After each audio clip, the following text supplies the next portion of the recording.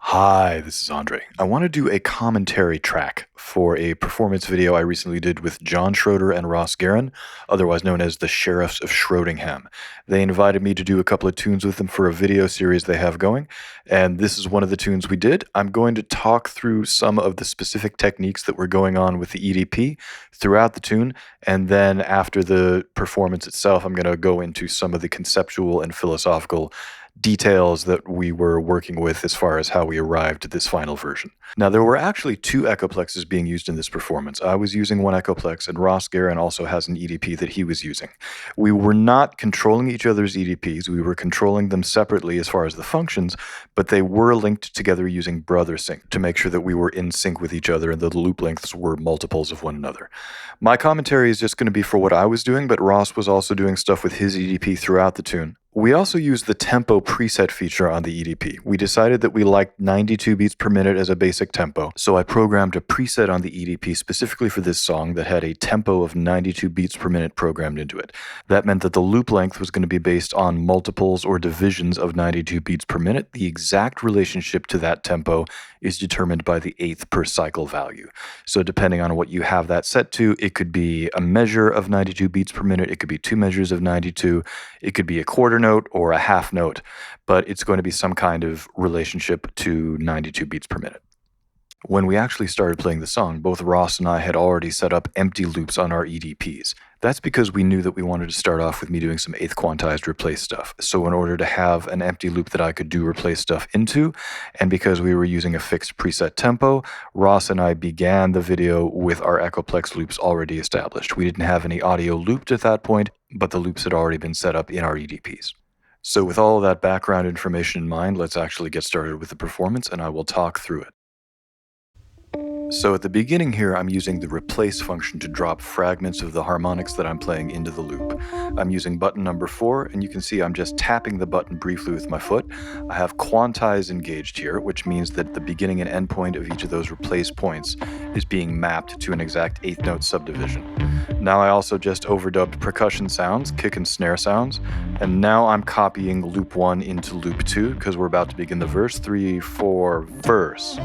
Now I'm overdubbing some quiet background notes. This is just to kind of fill up the space a little bit and also delineate the verse from the intro loop and from the chorus that's going to happen later on. So I'm overdubbing light harmonies here. One more layer of harmonies coming up here. Now closing overdub, going back to loop 1 now.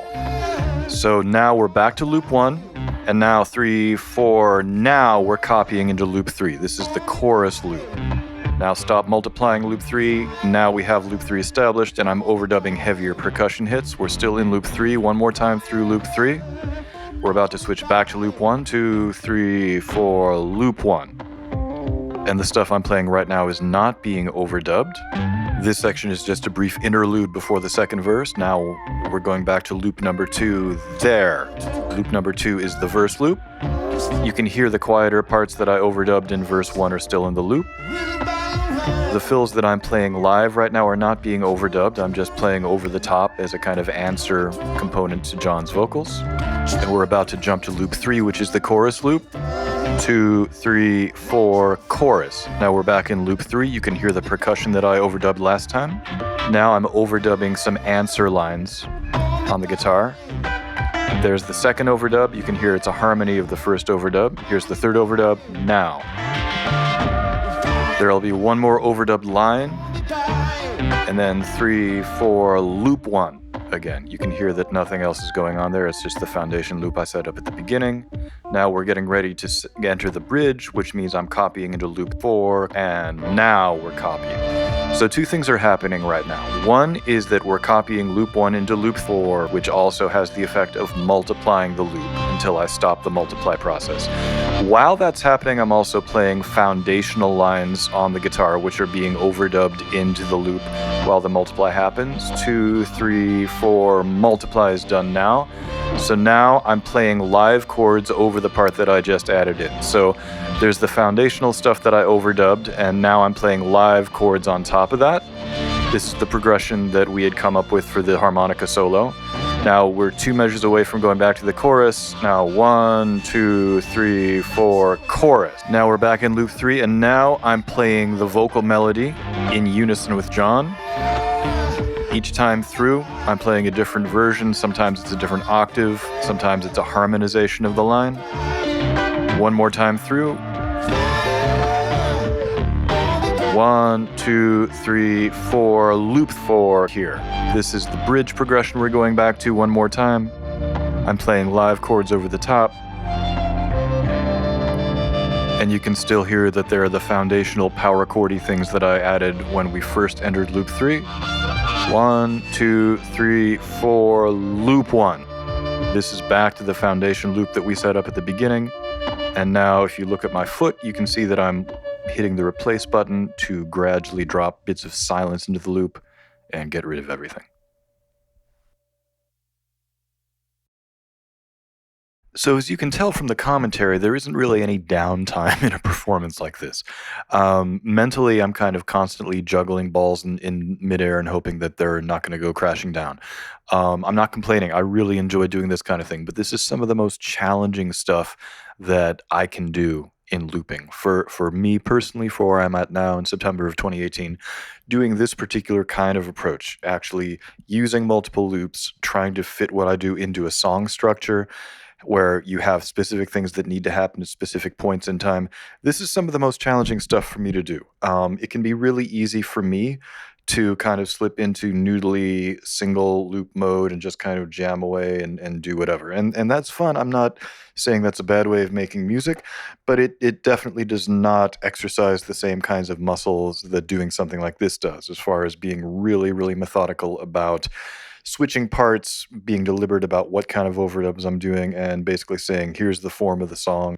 And I would say one of the things that I wanted to do for this tune, and that I try to do in general, is make sure that the song structure isn't being kind of held back by the looping process. You know, with a lot of live looping music, it can take a while for the loops to build up, and it can take a while before the music seems to really start happening. And I am completely guilty of that just as much as anybody else. I'm not saying that I'm above that at all. I wrestle with that every time I loop. So with this particular arrangement, we really wanted to try and have something where the stuff could get going pretty quickly, where you didn't have to kind of wait for the loop to get going too much before the music could actually begin. So this sort of thing is really challenging, but I really enjoy the challenge. And I would say at this point in my development, this is where I have a lot of the most work still to be done.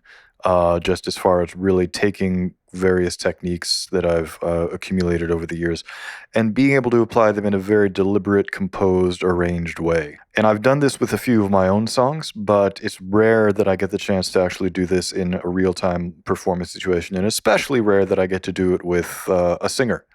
So I really appreciate Ross and John inviting me to take part in this with them. It was really, really kind of them, and I had a great time doing it. Ross and John and I also did a second song, which I will talk about in a subsequent video, and I'm also going to detail how I've taken song arrangement approaches to my own material and things that I've been doing live as a solo act for many years. And that's going to be the subject of some future videos. In the meantime, this has been a look and a commentary at the thought process and the looping techniques behind Fire on the Bayou that I did with the Sheriffs of Schroedingham. Thank you again so much to Ross, Garren, and John Schroeder for inviting me to make this music with them. Thank you very much to Mark Oswald for commissioning this video, and thank you everyone for tuning in. I always appreciate it. I will talk to you guys very soon. Bye-bye.